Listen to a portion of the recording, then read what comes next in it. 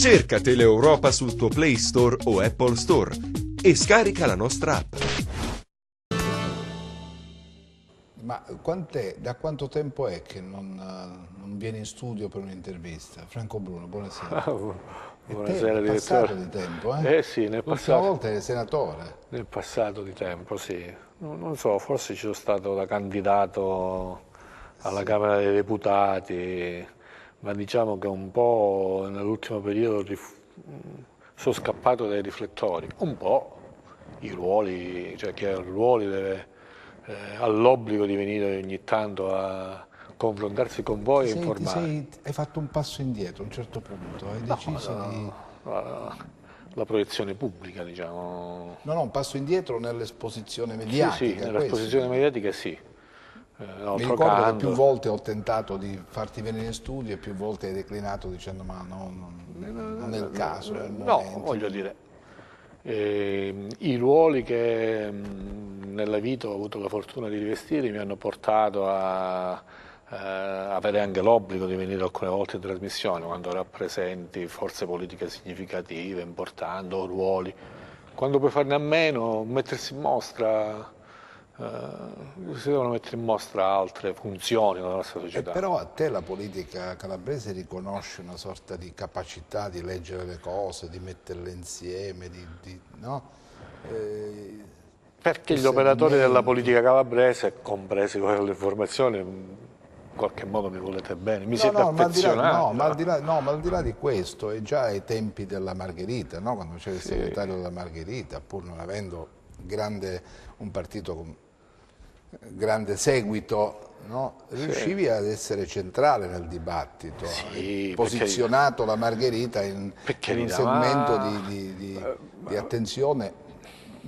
Poi però sono sempre ruoli, direttore. Io non è che non ho smesso di fare politica, anzi sono ancora più impegnato nel centro studi dell'Associazione Neomedi, a livello europeo nel PDE, continuo a mantenere un forte legame con la politica, mi piace fare politica, ho una passione per la politica, quindi non è che uno si ritira. Certo, poi succede a tutti, ai migliori calciatori, di capire che per il bene della squadra è meglio se fanno un passo indietro, se non giocano più in attacco. Lei che è una alla sinistra con una grande spunta, sa che funziona così. Cioè, a un certo punto devi lasciare la scena ad altri, se vuoi bene alla politica devi aiutare un altro gruppo dirigente a imporsi, a proporsi, a tentare di raccordare le esigenze della società. Così, insomma. Ma la politica si può fare... alla panchina? Alla panchina, alla tribuna, per rimanere dove uno, metafora calcistica. Dove meglio poi pensi di poter servire. Ma quando sei stato eletto per la prima volta, pensavi di poter dare un contributo più forte, deciso? Uno appena viene eletto immagina che... Cioè il fervore del neoeletto. Immagina che io avevo già una certa dimestichezza, io mi ero sempre occupato di politica, cioè prima ancora di venire eletto ho svolto vari ruoli autorevolissimi, insomma, all'interno del partito, che è la parte che mi piace di più, la politica in sé, mi piace di meno la gestione. Non mi è mai piaciuta la gestione, per la verità, e continua a non piacermi perché è più complicata per alcuni versi, ma secondo me è meno nobile rispetto alla politica la gestione. Però appena arrivi immagini che adesso che sei arrivato tu tante cose funzioneranno meglio, poi ti scontri con sistemi, con meccanismi che capisci, insomma, che io poi avevo un grande rispetto per chi c'era stato prima di me. Chi c'è stato prima di me era di uno spessore, di un livello e di una cultura, di una preparazione, di un radicamento, oggettivamente, insomma, io li conoscevo. Questi ruoli l'ho sempre ammirato, insomma, era un'altra società per la verità. È un'altra epoca, era un'altra epoca, però io siccome riconoscevo questo ruolo, questa funzione, sono entrato in punta di piedi. Prima di parlare di politica io ho studiato, ho ascoltato e ho studiato. Oggi se vai per strada, ha visto in queste ore siamo tutti costituzionalisti, cioè ognuno di noi sa a menadito di diritto. Due legislature si è fatto, no? 2 al Senato e 1 alla Camera. Quindi l'esperienza ne hai accumulato. Sì, sono stato fortunato. Sì. E come si può come dire, leggere questo percorso romano nella ricaduta in Calabria, cioè in queste stagioni che si sono consumate? Ci sono 1000 soddisfazioni e 1000 delusioni, ovviamente. Ma noi a Roma non contiamo nulla? Ma no, non è vero. Guardi, adesso mi faccio fare una battuta. Abbiamo rischiato fino a ieri di esprimere di nuovo il Ministro dell'Interno, perché il Ministro dell'Interno in pectore era eletto in Calabria, era Salvini ma era eletto in Calabria, quello di prima era Minniti, cioè il Ministro dell'Interno. Una delle 4 caselle che il Presidente della Repubblica si è riservato di dire la sua era il Ministro degli Interni. Non è vero che non contiamo nulla, cioè, non è affatto così. Ma la pattuglia dei senatori, dei deputati, insomma,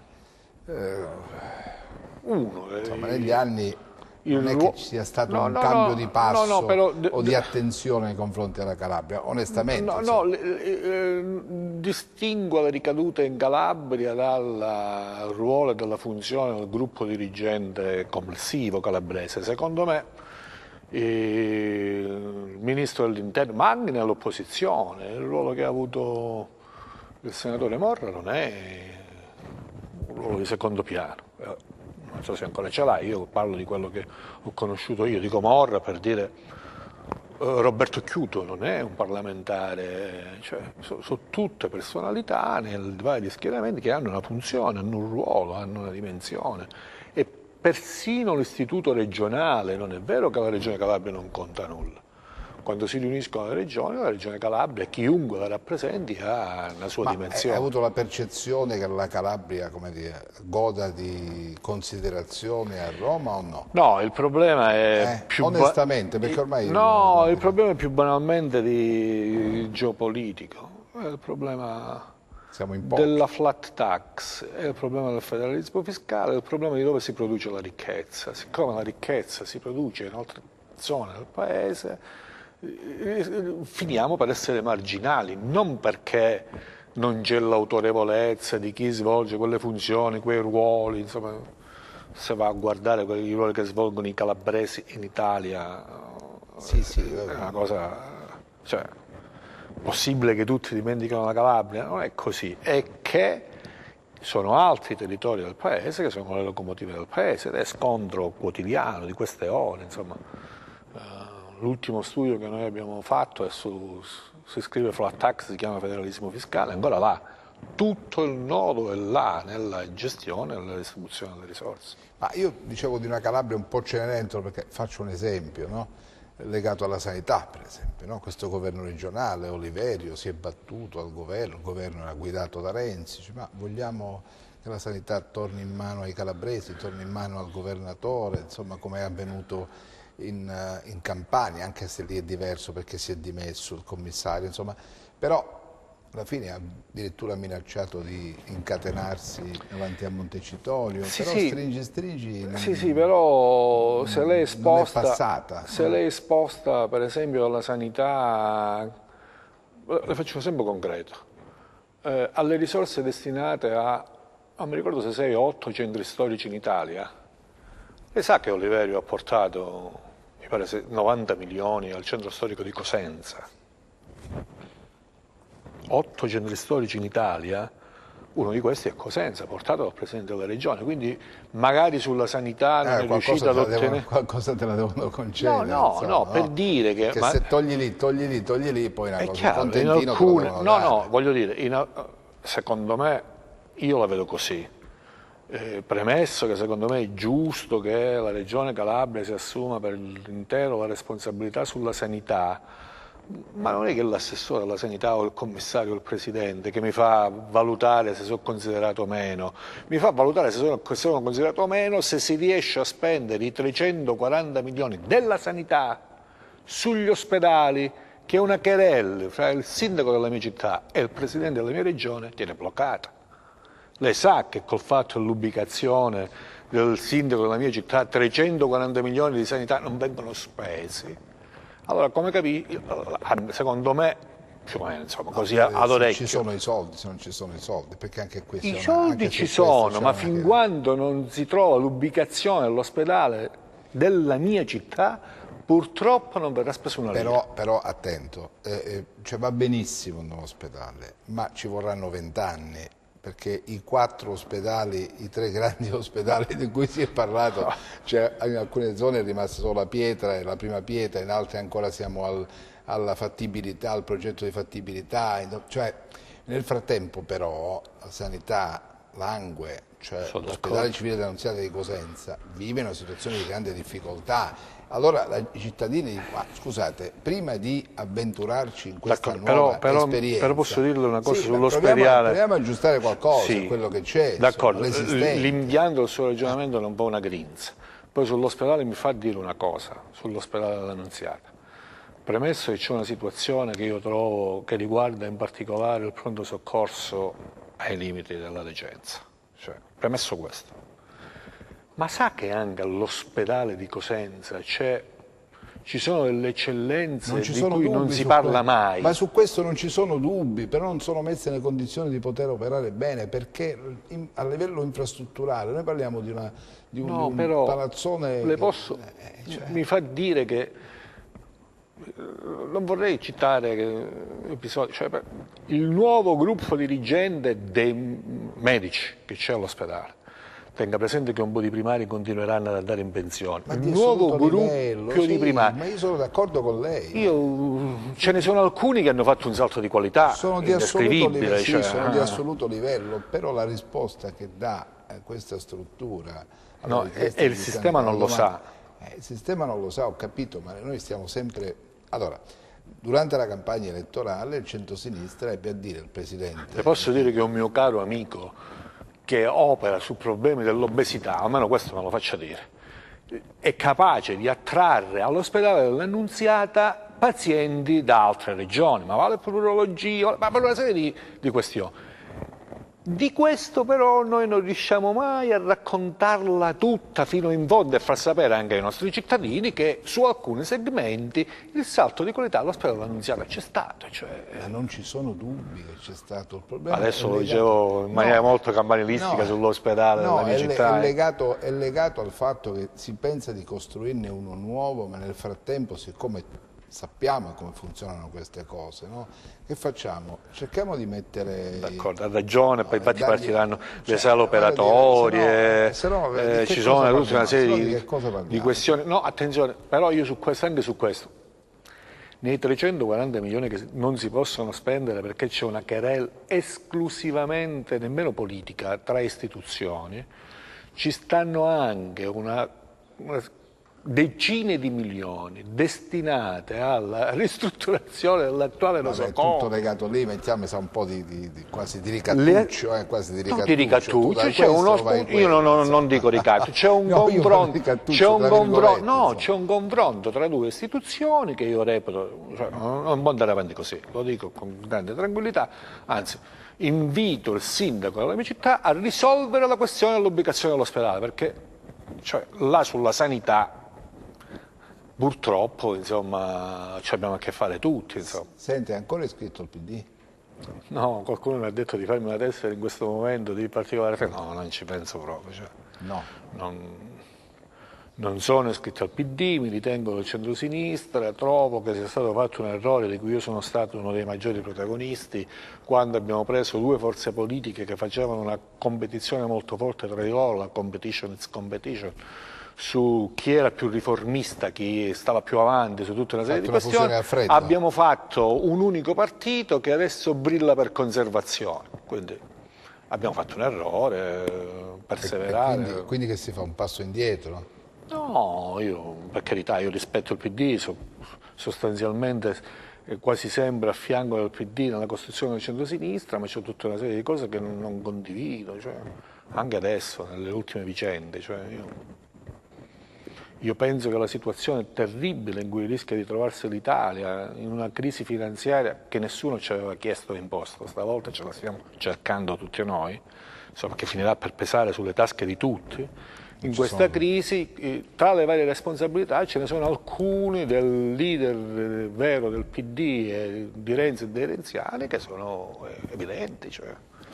Io sono abituato alla scuola della democrazia cristiana, c'è anche una funzione di maieutica della politica, di educazione alla politica, di rispetto alle istituzioni. Io avrei provato a ragionare con i 5 Stelle per portarli nell'alveo della Costituzione, avrei costituzionalizzato il rapporto.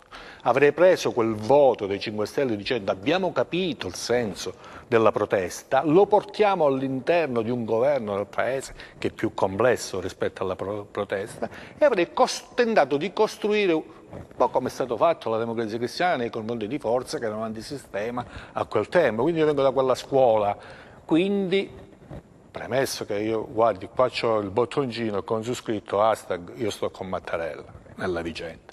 Ma c'è un errore chiaro ed evidente di chi all'interno del PD non riesce a fare un passaggio che va oltre. Ma guardi, quando la politica viene immaginata come una partita di calcio e i tifosi di curva sud e i tifosi di curva nord si beccano perché uno è tifoso di una squadra e uno è tifoso dell'altra, poi finisce così. Non si trova un punto di incontro, non si trova un punto. La democrazia cristiana allora dava, che so io, la vicepresidenza della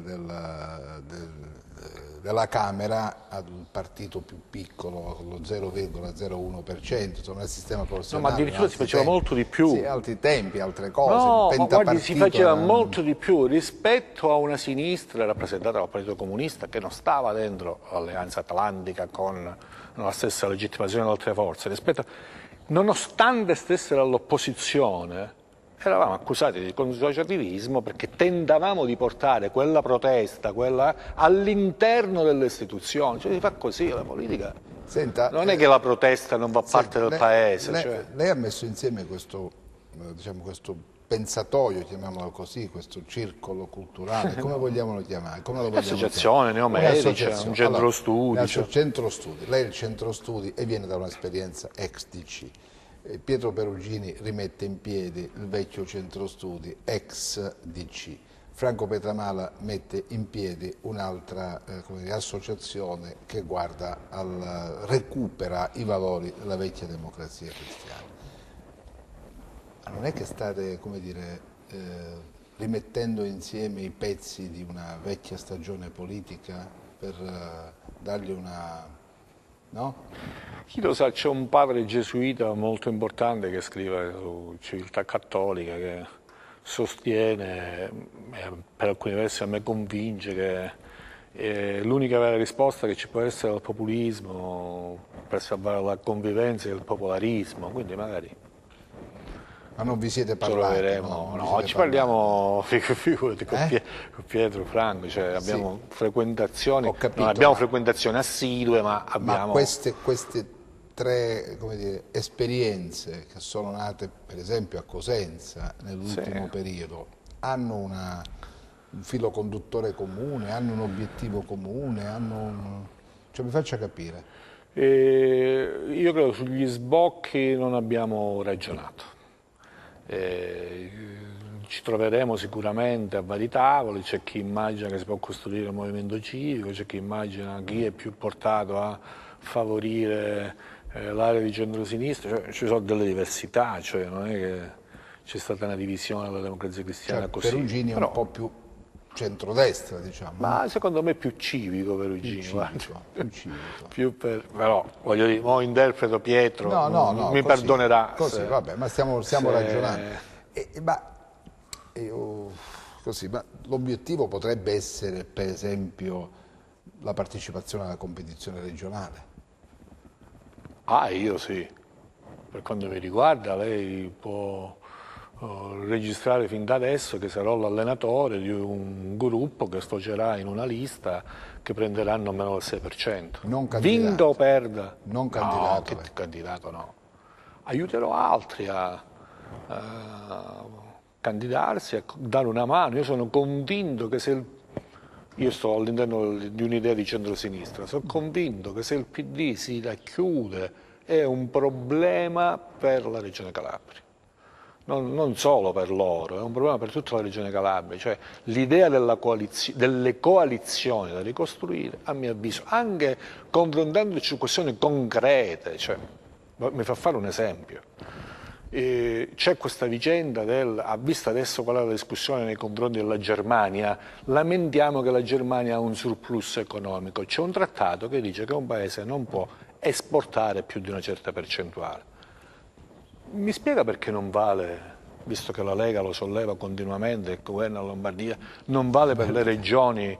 Sa cosa succederebbe se ci fosse un trattato tra il nord e il sud sul surplus economico del nord rispetto al sud? Che molte aziende del sud dovrebbero delocalizzare le loro imprese e portarle qua. Beh, io su questo voglio fare una battaglia come Regione Calabria, allora tenterò di costruire una coalizione in questo schema, oppure per dirne un'altra abbastanza elementare, dopo magari le dico che succede sugli aspetti sociali della flat tax, sugli aspetti geografici funziona così.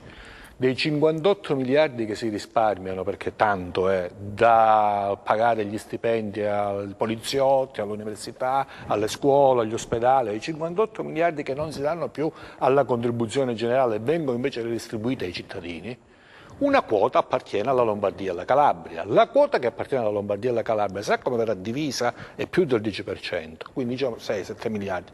Ogni miliardo sa come viene divisa? 960 milioni con la flat tax proposta adesso nel contratto di programma resteranno in Lombardia, 40 milioni resteranno in Calabria. Ovviamente la Lega fa il suo lavoro, dentro la sua mission ci sta non prima gli italiani, prima il nord, le tasse restano a dove si producono. Fino adesso non ci sono riusciti perché sono sempre state marginali nella coalizione di centrodestra, c'era Berlusconi, i campani, adesso i siciliani. No, adesso con il gruppo dirigente dei 5 Stelle disabituato, fammi passare così il termine, insomma, lo edulcero, disabituato alla gestione, molto probabilmente se fosse andato in porto questo tipo di governo sarebbe andato in porto la flat tax all'italiana, che altro non è che il federalismo fiscale di Miglio, insomma, alla quale ci siamo opposti. Ma mentre Lombardia e Veneto fanno un referendum chiedendo queste cose, il Sud e la nostra regione si attrezza, io credo che la regione Calabria si debba attrezzare, per questo motivo noi ci saremo alle prossime elezioni, adesso ci saranno le politiche, ci saranno le europee, stiamo parlando di un'altra epoca. Però voi puntate alle regionali. Se io ho ancora forza e voglia saremo in campo anche alle regionali e ci saremo liberi e democratici, le dico pure come. Questo è il movimento, sì. Liberi e democratici, quindi un simbolo ben riconoscibile, ben visibile, che può stare dentro il centro-sinistra o può correre da solo. No? Tendenzialmente starà col centro-sinistra, non mi faccia dire che correremo da solo, perché per i sistemi elettorali che esistono le possibilità di concorrere da solo è oggettivamente velletario. E quindi metterebbe dentro tutte esperienze della società civile, diciamo. Ci sta un mondo che tenta di avere rappresentanza, che crea confronto, che vuole in qualche modo contribuire e che è molto tenuto ai margini, sa. Non c'è più nessun partito, lo sottolineo, nessun partito in cui ci sia una sede della discussione, del confronto e dell'elaborazione. È chiaro che esperienze come quella che mi diceva, che sta facendo Franco Pedramala, Pietro Perugini, tanti altri, di centro studi, associazione, l'approfondimento diventano fondamentali per provare a ragionare tra di noi di politica, che cosa vogliamo fare, altrimenti... Ma vi siete mossi anche oltre i confini della città, in altre aree della regione? Ah sì, io ho avuto la fortuna, l'avventura di sostenere l'elezione di Mario Oliverio presidente della regione, ho fatto una lista che Calabria in Rete ha preso il 6%, quindi i rapporti ce li ho in tutta la regione. Quindi Calabria in Rete si converte in questo nuovo progetto? Sì, necessariamente deve ripensare la propria esperienza, ricollocarla, ripeto, adesso stiamo un po' mettendo il carro davanti ai buoi perché ci stanno altri appuntamenti elettorali e ci sta anche una voglia da recuperare di un impegno, però siccome c'è un gruppo che lo vuole fare, io do una mano, Io faccio il centro studi, come lei sa. E come l'ha letta questo desiderio annunciato dal Presidente della Regione di ricandidarsi, di proporre la candidatura? Ovvio. E nelle cose, è fisiologico. Se non traguardi un periodo lungo in Calabria non riuscirai mai a vedere i risultati di quanto tu provi a produrre, poi non è detto che ci riesci. Io l'ho sempre dato per scontato, anche perché la possibilità di incidere sui destini delle persone, del Presidente della Regione, è equiparabile solo a quella di alcuni ministri. Quindi una volta che ti trovi là, cioè, sarebbe responsabile non provare a portare a compimento un progetto che tu hai, delle idee che tu hai. Quindi lei è d'accordo, diciamo? Quindi non solo, io ho detto a Mario Oliverio anche una questione precisa l'ultima volta che l'ho visto, insomma io credo che la volta scorsa c'era una situazione tale per cui aveva il problema della candidatura all'interno del centro-sinistra. Una volta che superava il problema della candidatura all'interno del centro-sinistra io vedevo una strada in forte discesa, cosa che è avvenuta, insomma. Allora, si ricorda le primarie del PD, tutta quella storia, insomma, una volta finita là poi è stata in discesa. Ho provato a dire a Mario che questa volta è esattamente il contrario. Io non credo ci siano candidati alternativi a lui per l'area del centro-sinistra, ma appena otterrà la candidatura la strada sarà molto in salita, perché c'è una regola nel maggioritario che vale per tutti, no? Chi governa perde, quasi sempre così. Quindi per invertire questa tendenza, vale per tutte le regioni, vale per il governo nazionale, per invertire questa tendenza devi tentare di entrare in sintonia col tuo popolo in una maniera vera, cioè in una maniera forte, quindi questo periodo deciderà le sorti della regione. Insomma. Quindi è d'accordo su questa... Non è che sono d'accordo, secondo me è scontata. Però intravede una serie di difficoltà. Secondo me è scontata, se poi Oliverio non riesce a cambiare passo, rimettersi in sintonia con il suo popolo o fa altre scelte, perché, ripeto, ci stanno le politiche e le europee di mezzo, Quindi... e può fare anche scelte lui individuali o il suo partito, insomma. Io, per quanto mi riguarda, se il centro-sinistra vuole con noi avere un rapporto, il rapporto lo si può avere, premesso che noi termineremo questa fase con Oliverio, perché l'abbiamo votato. Non siamo abituati ad andarcene prima di terminare gli impegni che abbiamo assunto, ma subito dopo siamo pronti a ridiscutere, non necessariamente col centro-sinistra, però insomma. Non necessariamente col centro-sinistra. Necessariamente, vediamo che succede. Insomma. Ci fermiamo alla pubblicità tra poco.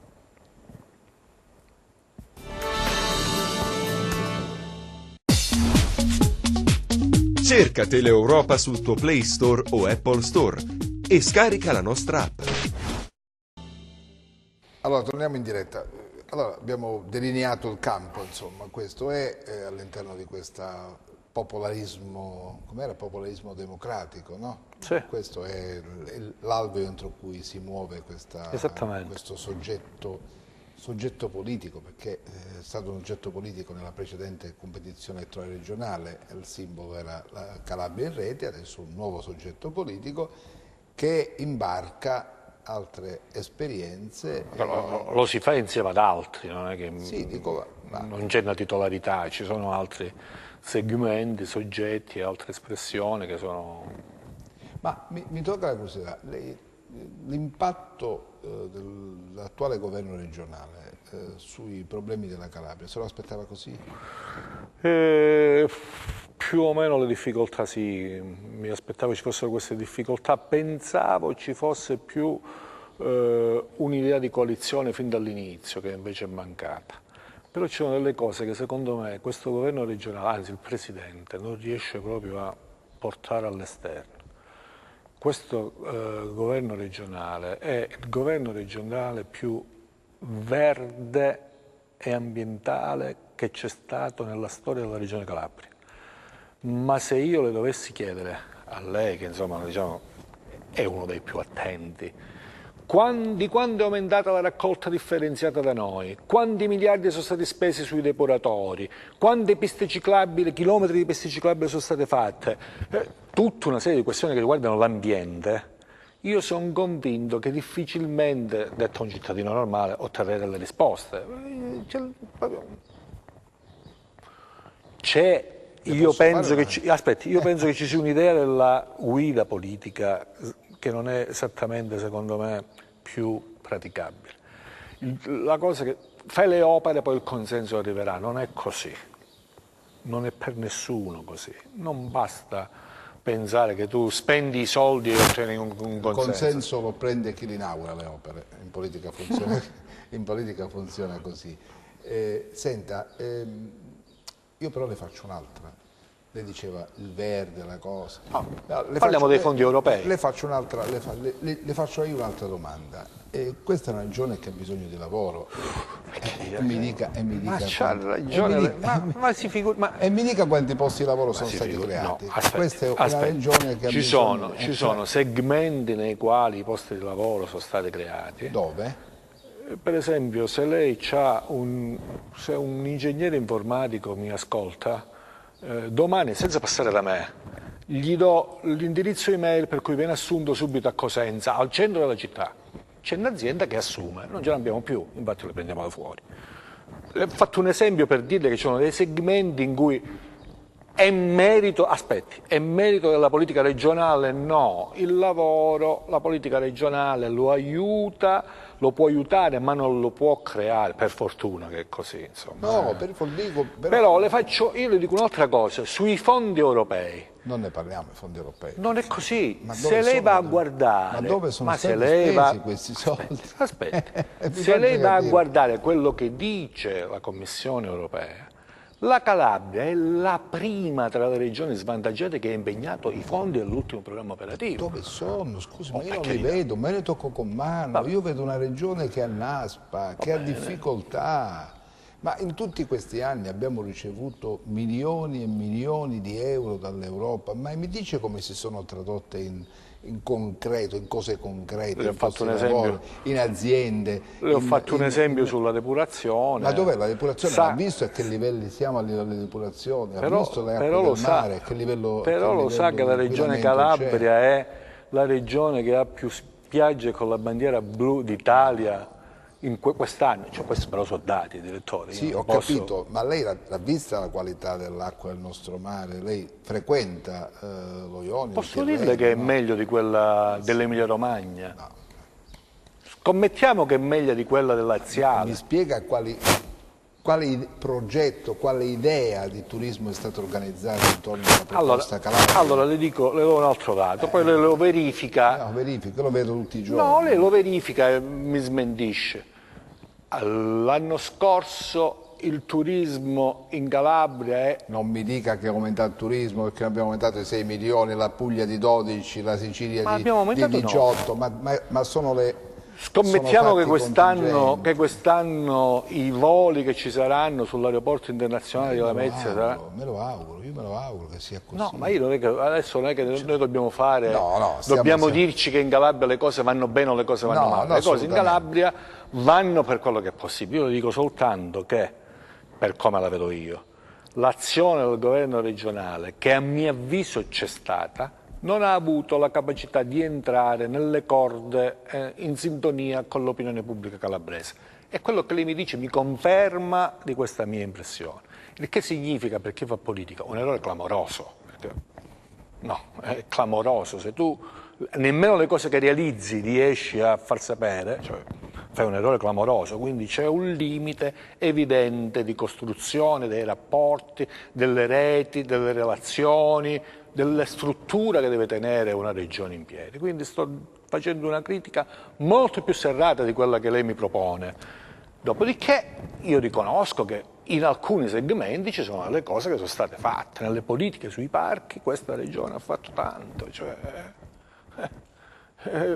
con dati proprio presi in maniera oggettiva, ma perché ci stanno altre questioni sulle quali invece le difficoltà ancora ci saranno, su tutta una serie di vicende, non ultima questa del lavoro, dove pure però, io continuo a dirle, il lavoro per fortuna non lo fa la politica, non lo crea la politica, insomma, sono gli imprenditori, La politica può aiutare, può predisporre tutta una serie di può strumenti. essere, però come dire, non ci possono investire energia e speranza nei progetti estemporanei per il lavoro, perché se no prendiamo in giro i cittadini.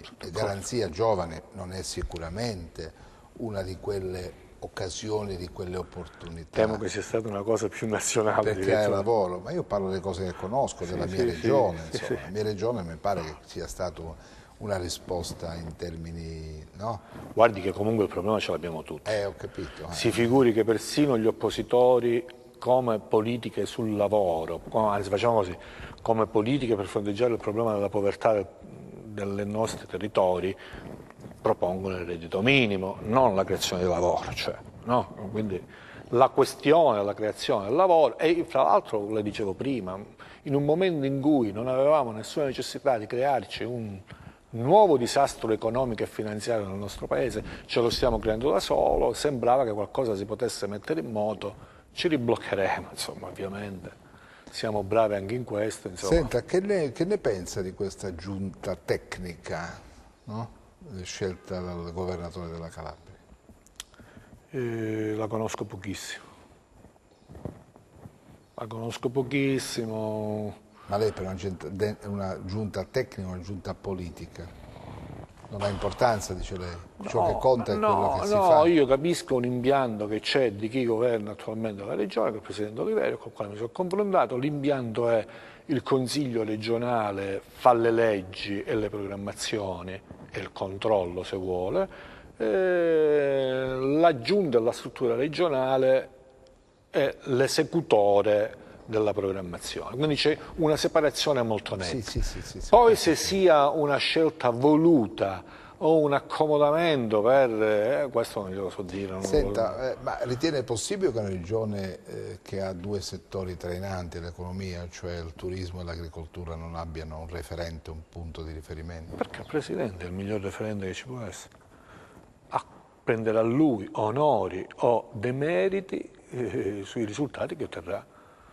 Quindi questa cosa non No, la ritiene un'anomalia, no? Io mi sono confrontato... Non la ritiene un'anomalia? No, io mi sono confrontato in tempi non sospetti su una vicenda che riguardava le prerogative dei sindaci e dei presidenti, i sindaci per quanto riguarda i comuni, i presidenti per quanto riguarda le regioni.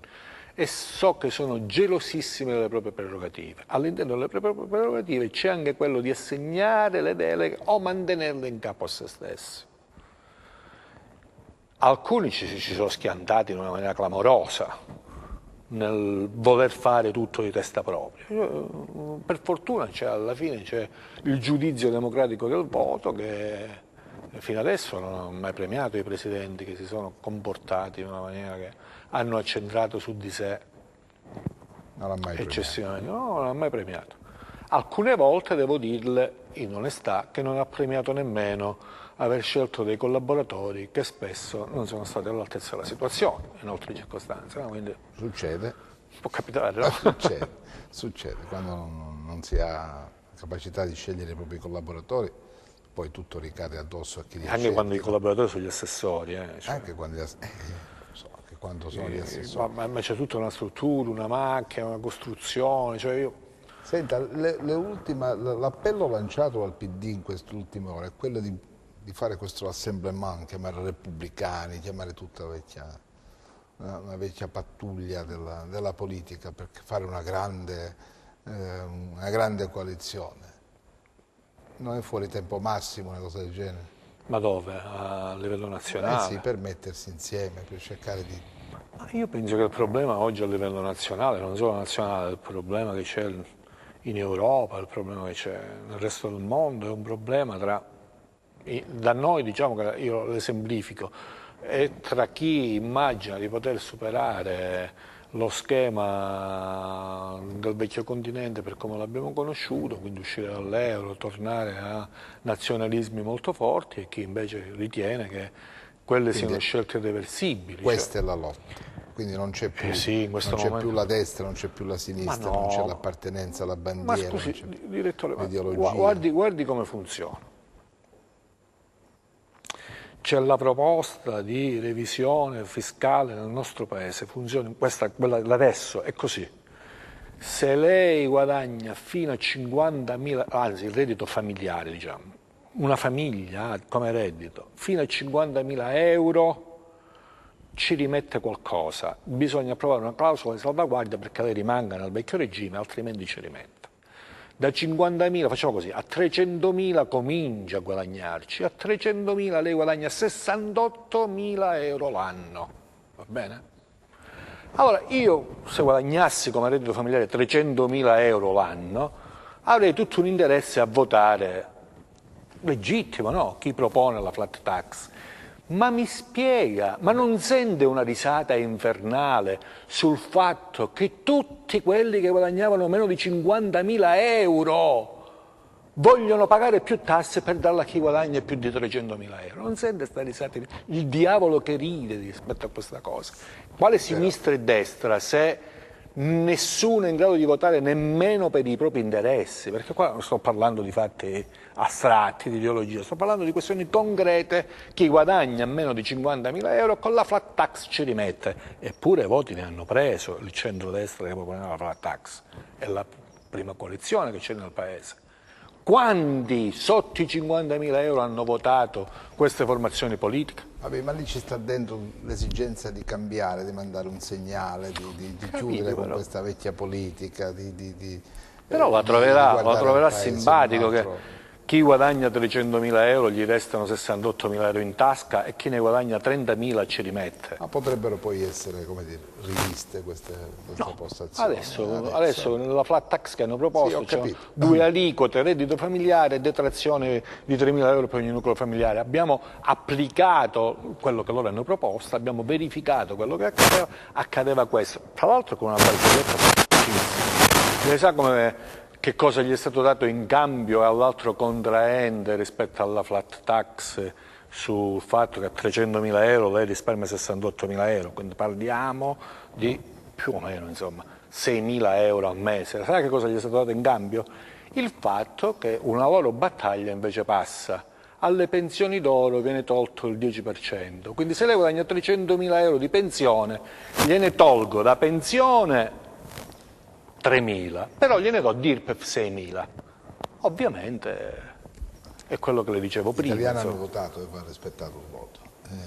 Gli italiani non hanno votato. Le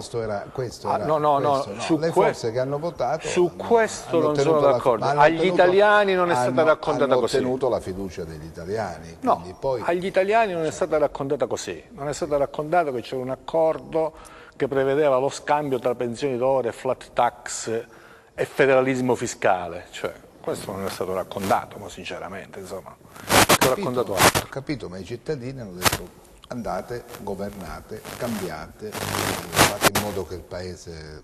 Io su questo ho dei dubbi.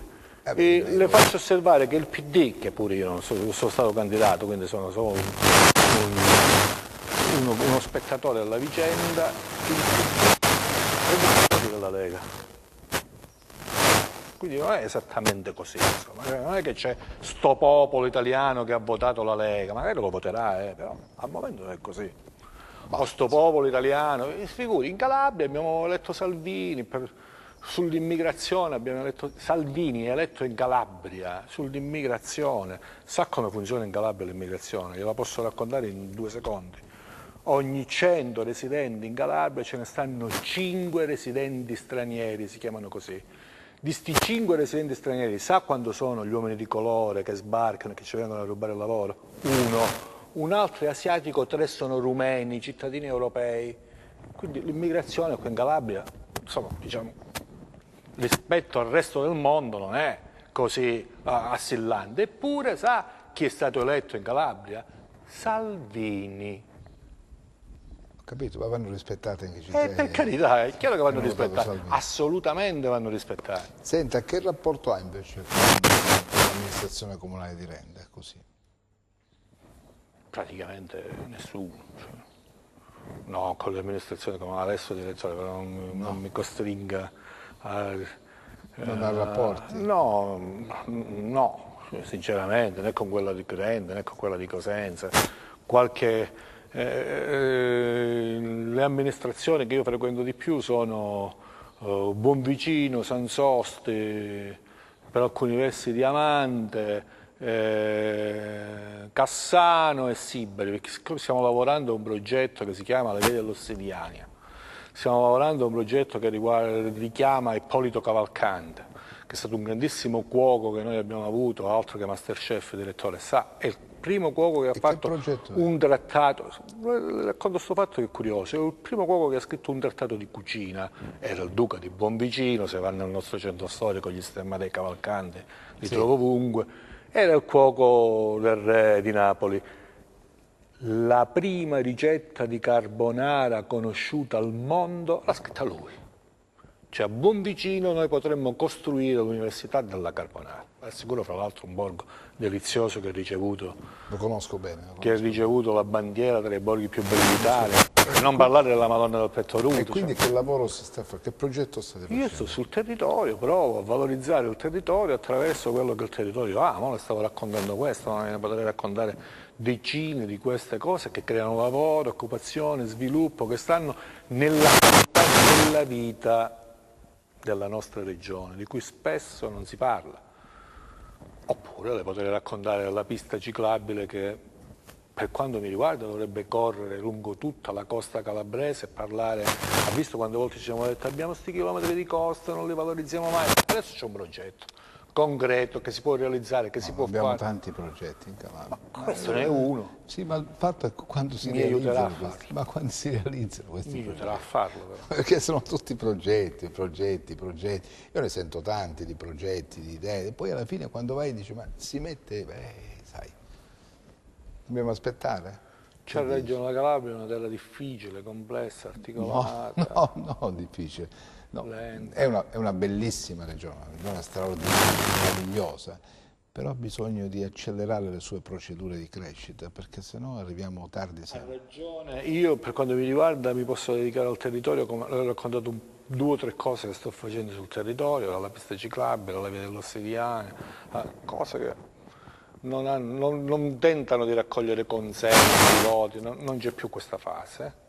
Questo è un altro ragionamento, l'aiuto che io darò alla politica, ma sono cose che stanno sul territorio, che provano a innescare lo sviluppo per come la Calabria merita di essere sviluppata, non ragionando su... Quindi cambiamo narrazione della Calabria tra un po', secondo lei? Io faccio la mia di narrazione, poi magari fossi in grado di farla cambiare alla Calabria, insomma non ci riesco. Se fossi in grado di farla cambiare alla Calabria farei cantare alla pista ciclabile a Brunori, farei scrivere a Verderame ancora una volta del Pollino, cioè prendere i calabresi che già svolgono un lavoro da ambasciatori nostri nel mondo e li terrei dentro un contesto che sappia raccontare quanto è bella la nostra Calabria. E questo significa che non dobbiamo raccontare tutto quello che non va. Meno male che c'è chi lo racconta tutto quello che non va. Senta, andrà la manifestazione indetta dal PD giorno 1 a Roma? No, non riuscirò ad andarci, ma le ho già detto che l'hashtag mio io sto con Mattarella, perché questa mi sembra che insomma uscire dall'euro. Cioè, le ho mandato uno studio Sì, l'ho letto. Qualche giorno prima che accadesse, che conclude non c'è bisogno del referendum per uscire dall'euro. Se si fanno queste cose siamo già fuori dall'euro, cosa che... Ma non andrà a Roma perché non condivide? No, non ci andrò. Non andrà a Roma perché Non ci andrò perché non ho la possibilità di andarci, ma idealmente non solo per fare una manifestazione a favore del Presidente. Secondo me il Presidente ha reagito benissimo a quelle che sono le scompostenze. Tranquillo, calmo, ci sono delle procedure, le seguissero. Bene. Per fortuna è un paese che ha delle regole, insomma, che ancora si possono mantenere, quindi andare a difendere il Presidente, non ci stanno barbari da noi, c'è qualche curva che grida un po' di più, insomma, ma le istituzioni non hanno bisogno di curve. In attesa che la partita si concluda. Grazie a Franco Bruno, ci vediamo domani, arrivederci.